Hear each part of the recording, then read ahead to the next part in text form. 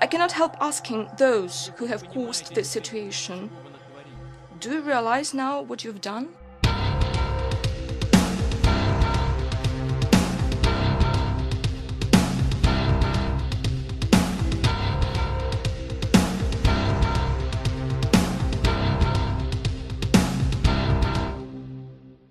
Speaking nearly a month ago, President Vladimir Putin at the International Economic Forum in St. Petersburg, Russia, warned the group of international journalists there repeatedly that Europe, the United States, and Russia were drifting towards full-scale war.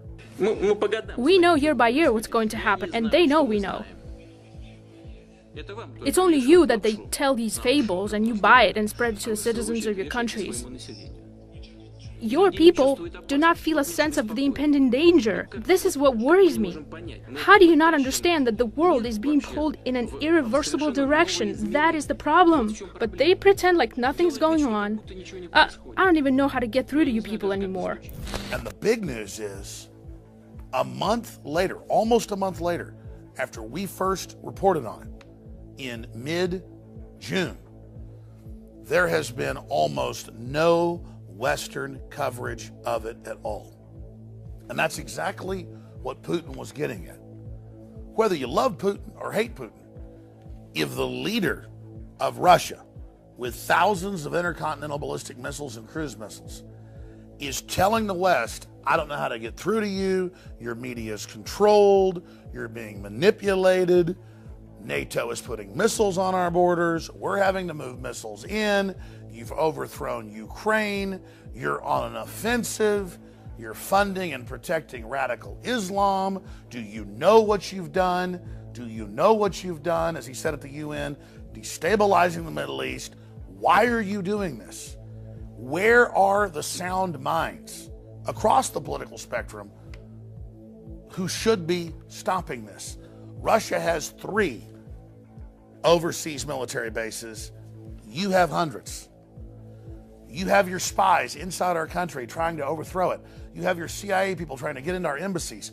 You are at war with us. And the average American, the average European, the average Brit is not aware of this. Another threat that President Obama mentioned was ISIS. Well, who on earth armed them? Who helped to arm the Syrians that were fighting against Assad? Who created the necessary political climate that facilitated this situation? Who pushed for the delivery of arms to the area? Do you really not understand as to who is fighting in Syria? But the issue of a major world leader saying that we're moving to the brink of war, and it's not in our news, that's the big story.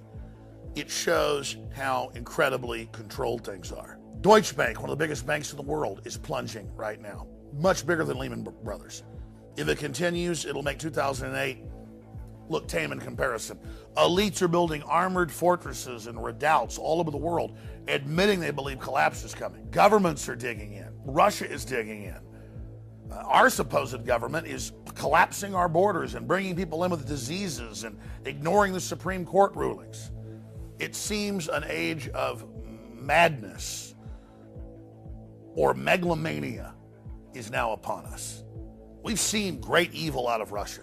We've seen great evil out of Germany. We've seen incredible evil out of communist China.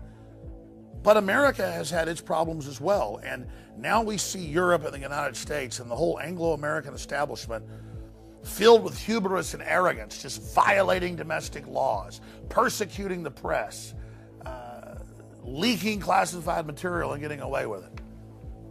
This is the stuff that collapses and major wars and calamities are made of. And most historians point out the parallels between the start of World War I and what we now see happening today, and the parallels with the start of World War II and the climate politically we see today.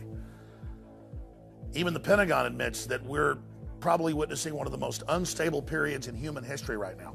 But Obama says we've got the best economy ever and the world's the most stable it's ever been, as they do everything they can to push us into crisis. And it's not just the Democrats. They have their establishment Republican cohorts that are working with them. I have never been more concerned about what's happening on the planet today.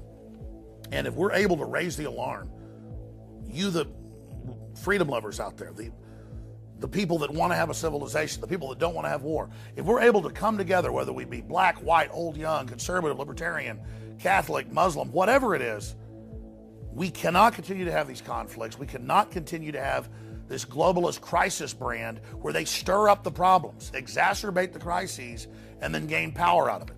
Because all the money in the world is going to be worthless if we have a major nuclear war.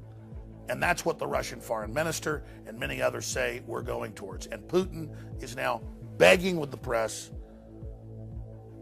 to trigger some type of debate and saying, I can't believe how none of this gets through to the people of the West. Please spread this video far and wide, and hopefully it will spur a debate that can cause some type of chain reaction that reverses our course, or at least changes our course from assured Armageddon. 20 years ago, I would interview people like Nigel Farage, the head of UKIP, when they had a couple members of the British Parliament and a couple members of the EU Parliament. Now it's the fastest growing party in Europe. They just had the British exit, the Brexit successfully. Nationalism and anti-globalism is rising. I have seen the power of the people when we take action. And sure, our elites are decadent. Sure, they're inbred. Sure, they're very, very narcissistic and disconnected. But they will pay attention when we, the people, force the issue.